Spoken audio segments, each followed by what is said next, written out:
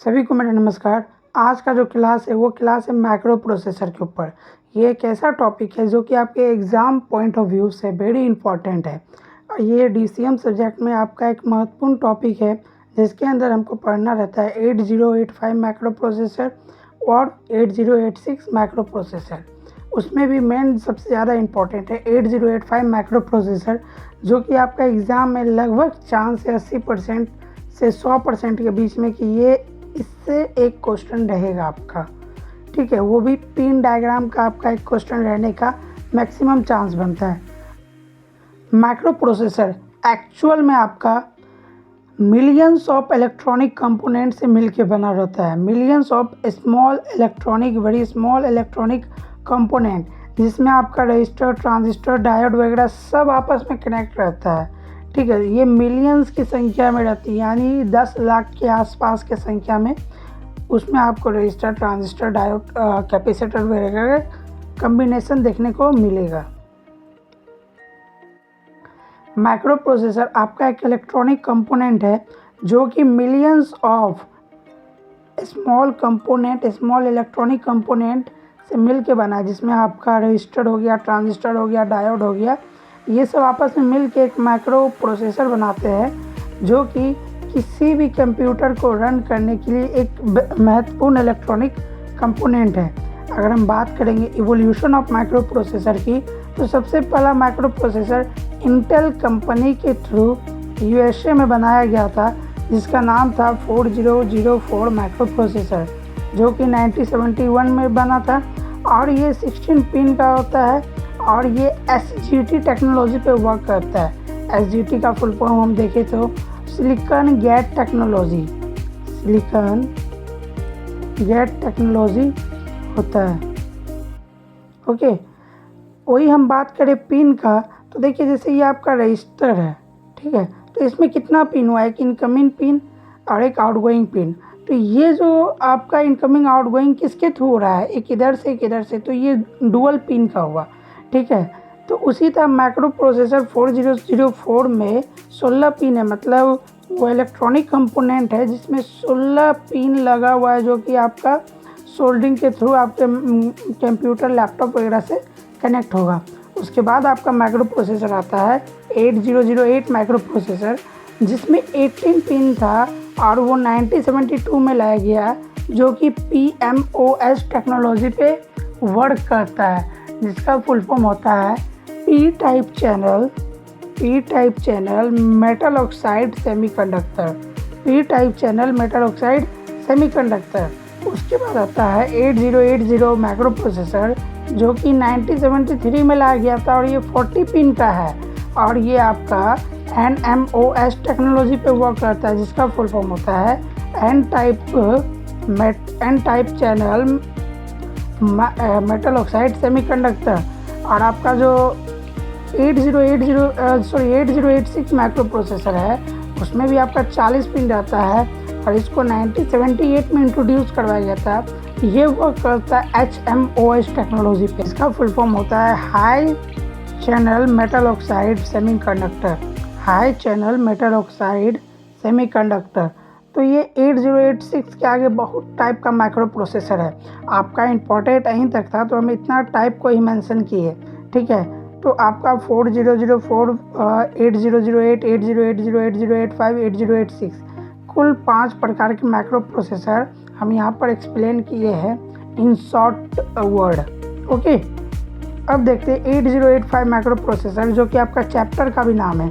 तो देखिए 8085 micro processor में तो हम इतना जान गए कि ये 40 पिन का होता है और इसको 1976 में इंट्रोड्यूस करवाया गया और ये NMOS टेक्नोलॉजी पे वर्क करता है, जिसको USA में इन्वेंट किया गया था।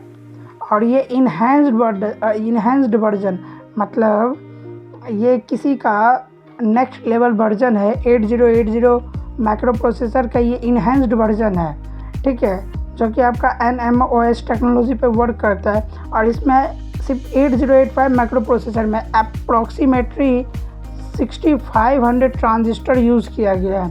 कितना, तो 6500 ट्रांजिस्टर। ठीक है, अब बात कर ले टर्मिनोलॉजी की, तो इसमें आपको बेसिकली 3 टाइप्स का टर्मिनोलॉजी देखने को मिलेगा। तो एक होता है हार्डवेयर, एक होता है सॉफ्टवेयर, एक होता है फर्मवेयर। ठीक है, तो हार्डवेयर तो हम सब जानते हैं, जिसको हम छू के टच कर सके, उसको फील कर सके, उसे हार्डवेयर इक्विपमेंट बोलते हैं। सॉफ्टवेयर इक्विपमेंट जिसको हम टच नहीं कर सके, उसको हम फील नहीं कर सके, लेकिन उसको देख सके, उसको चेंज कर सके, उस टाइप के इक्विपमेंट को सॉफ्टवेयर बोलते हैं। फर्मवेयर आपका रोम में इंस्टॉल्ड कोई परमानेंट सॉफ्टवेयर को हम सब फर्मवेयर बोलते हैं। तो अगर बात कर ले हार्डवेयर की, तो इसका एग्जांपल आपको माउस, कीबोर्ड इत्यादि मिल जाएगा, और इसका जो मॉडिफिकेशन होता है वो थोड़ा कॉस्टली पड़ता है। वहीं सॉफ्टवेयर में आपको प्रोग्राम, गेम वगैरह मिल जाएगा, जो भी एप्लीकेशन वगैरह है, और इसमें मॉडिफिकेशन चीप होता है। चीप किसके लिए होता है? जो इस फील्ड में एक्सपर्ट है। ओके, और फर्मवेयर किस में होता है? आपका एडिटर्स, असेंबलर, ETC। असेंबलर आपका एक टाइप का ट्रांसलेटर हुआ, ठीक है, और ये परमानेंट सॉफ्टवेयर को प्रोग्राम करता है रोम में, या फिर आप बोल सकते हैं software stored in ROM memory और in other hardware form is called firmware. ठीक है, बात कर ले आप बस की, तो बस एक वायर का ग्रुप है। बस is group of conducting wires which carry information, जो कि इंफॉर्मेशन को कैरी कर रहा है। बस is high speed connection. Total आपका 3 टाइप्स का बस होता है, डाटा बस, कंट्रोल बस और एक एड्रेस बस होता है। ओके, तो इसमें देखते हैं पहले डाटा बस। आपका 8085 माइक्रो प्रोसेसर में 8 बिट डाटा बस का यूज़ हुआ है। और वहीं बात कर ले आपका 8085 माइक्रो प्रोसेसर की साइज़ की, तो वो भी 8 बिट है। 1 बाइट में टोटल 8 बिट होता है। ये एक स्टोरिंग, जैसे आपका किलो बाइट होता है, मेगा बाइट होता है, उसे 1 बाइट में टोटल 8 बिट होता है। ओके, तो अगर बात कर ले कि डाटा बस कितना डाटा कैरी कर रहा है, तो वो 8 बिट का इंफॉर्मेशन कैरी कर सकता है। और डाटा बस डाटा को कैरी करता है between processor and other component. और डाटा बस बाई डायरेक्शनल होता है। कहने का मतलब, सपोज यहाँ आपका एक प्रोसेसर लगा है और यहाँ एक अदर कंपोनेंट लगा है, तो अगर प्रोसेसर उस कंपोनेंट को कोई टास्क देगा, तो वो कंपोनेंट कंफर्म तो करेगा और उस टास्क को करेगा भी, लेकिन उधर से कंपोनेंट भी प्रोसेसर को एक मैसेज दे सकता है कि हाँ आपका टास्क कंप्लीट हो गया है। तो ये जो पूरा प्रोसेस हो रहा है, ये इसी को हम बोलेंगे बाई डायरेक्शनल। मतलब आप डाटा इधर से भी प्रोसेसर के थ्रू कंट्रोल कंपोनेंट में भेज पा रहे हो, और कंपोनेंट के थ्रू प्रोसेसर में भी डाटा भेज पा रहे हो। ओके, अब देखिए आता है आपका कंट्रोल बस। कंट्रोल बस जो कि डाटा बस को और एड्रेस बस को जो पूरा कंट्रोल कर रहा है, उसको हम कंट्रोल बस बोलेंगे। कंट्रोल बस आपका क्लॉक पल्स कैरी करता है और ये यूनिडायरेक्शनल होता है। बात कर ले तो कंट्रोल बस कैरी करता है कंट्रोल सिग्नल को फ्रॉम प्रोसेसर टू कंपोनेंट। मतलब ये प्रोसेसर से कंपोनेंट तक ही डाटा को लेके जा पाएगा, लेकिन कंपोनेंट से प्रोसेसर के पास डाटा लेके नहीं आ पाएगा। ये यूनिडायरेक्शनल होता है, बिकॉज एक ही डायरेक्शनल में फ्लो कर सकता है। अब बात कर ले एड्रेस बस का, तो एड्रेस बस में आपका जो साइज़ है वो 16 बिट का होता है, यानी 2 बाइट का आपका साइज़ है एड्रेस बस का। किसमें? तो 8085 माइक्रो प्रोसेसर में। ये भी आपका यूनिडायरेक्शनल होता है, और इसमें आपका जो एड्रेस बस कैरी करता है वो एड्रेस ऑफ मेमोरी लोकेशन को कैरी करता है, जो कि लिखने और रीड करने के लिए ओनली होता है। सपोज हम आपको एग्जांपल देके समझाएं, तो ये आपका होम है, ये फ्लिपकार्ट का कोई स्टोर है। आप अपने होम से किसी फ्लिपकार्ट के प्रोडक्ट को परचेज़ किए, तो वहाँ से जो आपका लोकेशन है, किस लोकेशन पे भेजना है, वो सारा डाटा लेके फ्लिपकार्ट के पास आया। ठीक है, तो वो डाटा आ गया। अब ये डाटा क्या करेगा? फ्लिपकार्ट देगा जो आपका कुरियर बॉय है, जो डिलीवरी बॉय है। ठीक है, तो ये आपका एड्रेस को फाइंड करेगा, आपका लोकेशन क्या, उस लोकेशन पे आपका सामान लेके निकलेगा। ठीक है, और यहाँ जो पूरा काम हुआ इसको कंट्रोल कौन किया? तो कंट्रोल बस कंट्रोल किया। ओके, अब लास्ट में जब फ्लिपकार्ट का बॉय आपका सामान को पहुँचा देगा आपके घर पे, तो लास्ट में फ्लिपकार्ट से कंफर्मेशन भी मैसेज आएगा कि आपका प्रोडक्ट सफलतापूर्वक आपके घर पे पहुँच चुका है। ठीक है, तो ये जो यहाँ से मैसेज पहले डाटा लेके आया, फिर फ्लिपकार्ट अपना डाटा भेजा, तो देखिए ये यूनिडायरेक्शनल होता है। तो आपके घर से फ्लिपकार्ट तक डाटा आया भी और फ्लिपकार्ट से आपके घर तक डाटा फिर भेजा भी गया, तो ये सॉरी बाय डायरेक्शनल हो गया। वहीं आपका जो कुरियर बॉय है जो कि एक एड्रेस बस का काम कर रहा था, वो सिर्फ फ्लिपकार्ट से आपके घर तक सामान लेके गया और इसको कमांड जो कर रहा था कंट्रोल बस, ये भी यूनिडायरेक्शनल है। ठीक है, तो अब आपका जो नेक्स्ट टॉपिक आता है वो आता है लैंग्वेज। देखिए पहले बात समझिए, हर एक कंट्री का अपना अपना अलग अलग लैंग्वेज होता है।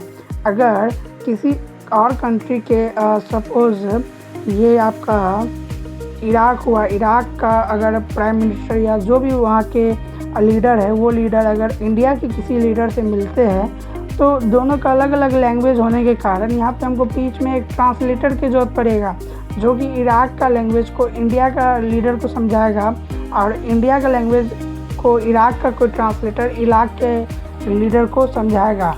ठीक है, तो कहने का मतलब हर एक चीज़ को समझने के लिए अपना उस फील्ड में अलग अलग लैंग्वेज होता है।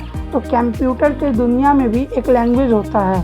ठीक है, तो आपका जो कंप्यूटर होता है वो सिर्फ बाइनरी वर्ड वगैरह को समझ पाता है। कहने का मतलब सिर्फ वो 0 और S को समझ पाता है।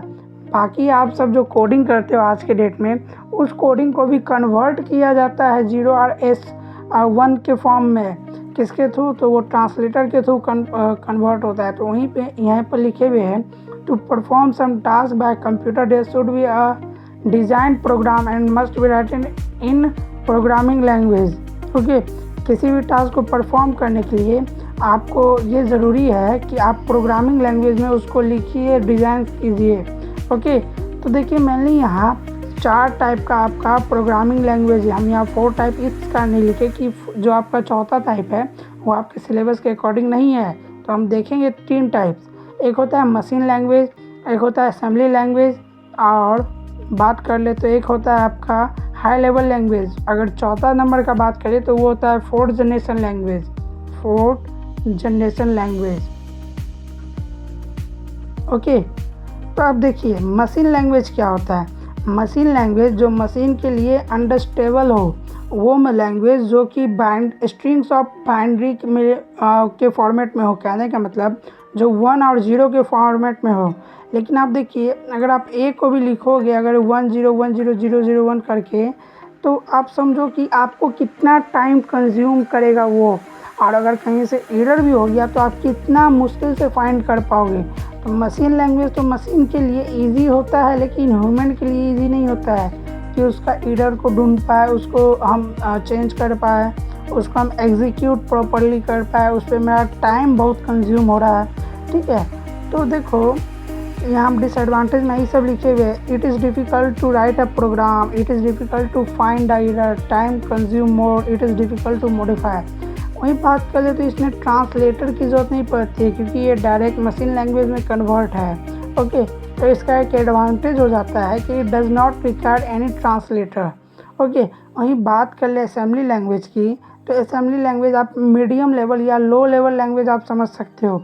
ठीक है, असेंबली लैंग्वेज एक टाइप से लो लेवल लैंग्वेज ही होता है, जिसमें आपका अल्फ़ा न्यूमेरिक कोड्स के फॉर्मेट में होता है। अल्फ़ा न्यूमेरिक कोड्स के फॉर्मेट में होता है। Computer can't understand directly assembly language. यहाँ हम लिखे हुए कंप्यूटर जो है आपका वो असेंबली लैंग्वेज को डायरेक्टली नहीं समझ पाता है। डेट्स वाई इसमें हमको एक असेंबली लैंग्वेज से कन्वर्ट करने वाला मशीन लैंग्वेज का एक ट्रांसलेटर की ज़रूरत पड़ती है, जिसको हम असेंबलर के नाम से जानते हैं। इसका एडवांटेज ये हो गया कि ह्यूमन के लिए अंडरस्टेबल है, इसको यूज़ करना थोड़ा परफेक्ट है as compare to machine language. It is easy to locate and correct the error, it is easy to modify. Disadvantage में हो जाता है, इसको एक ट्रांसलेटर का ज़रूरत पड़ता है। आप याद रखिएगा असेंबली लैंग्वेज में ट्रांसलेटर का नाम क्या है, तो असेंबलर है। ठीक है, और असेंबली लैंग्वेज में कैसा टास्क परफॉर्म होता है, किस टाइप में, तो अल्फ़ा न्यूमेरिक के फॉर्म में। अल्फ़ा न्यूमेरिक आप देख के ही समझ गए हो कि ये 2 वर्ड से मिलके बना है, अल्फ़ा प्लस न्यूमेरिक। अल्फ़ा मतलब हो गया A to Z और न्यूमेरिक मतलब 0 to 9। ठीक है, तो इसके फॉर्म में मिलके ये बना है। ओके, अब देखते हैं high level language. High level language आपका आज के डेट में जो यूज़ होता है मेनली उसको हाई लेवल लैंग्वेज हम नाम से जानते हैं। ये इंडिपेंडेंट होता है मशीन लैंग्वेज का, मतलब मशीन लैंग्वेज और हाई लेवल लैंग्वेज बहुत मतलब दूर का रिश्ता है। उसको अगर हमको हाई लेवल लैंग्वेज से मशीन लैंग्वेज में कन्वर्ट करना पड़ेगा तो बहुत टाइम इसको हमको देना पड़ेगा या फिर हार्ड सॉफ्टवेयर का यूज़ करना पड़ेगा।